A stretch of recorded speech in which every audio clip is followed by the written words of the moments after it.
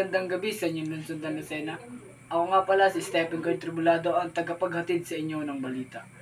Maynila and Philippines, ayon sa datos mula sa Anti-Cyber Group ACG ng pulisya, may higit sa kalahati ng cybercrime na naitatala ngayong taon ay nauwi sa online scam. Batay sa datos, umabot na 16,884 cybercrime ang nauugnay sa online scam. Maraming mga Pilipino ang mga nabibiktima nito. Ang mga online scam ay patuloy na nagiging isang malaking banta sa seguridad ng mga Pilipino. Sa online space mula sa mga peking online store hanggang sa mga investment scam, patuloy na palaganap ang manloloko sa internet.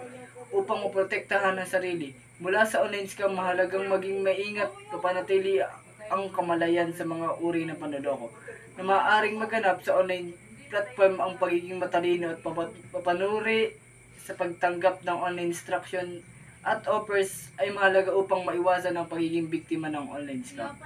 Manatiling alerto at ligtas sa online space Pilipino.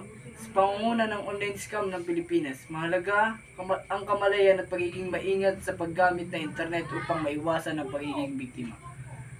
Ang pagbahagi ng impormasyon at pagtutulungan at ng pampublikong at otoridad ay mahalaga upang malabanan ng online scam at manatiling seguridad ng online community. Paalala, huwag magtitiwala kung kani-kanino o inaalok sa internet, kaya mabilis maloko ang mga Pilipino dahil sa mabilis silang magtiwala. At yun lang po, muli ako po si Stephen Tribulado, ang inyong tagapaghatid ng balita.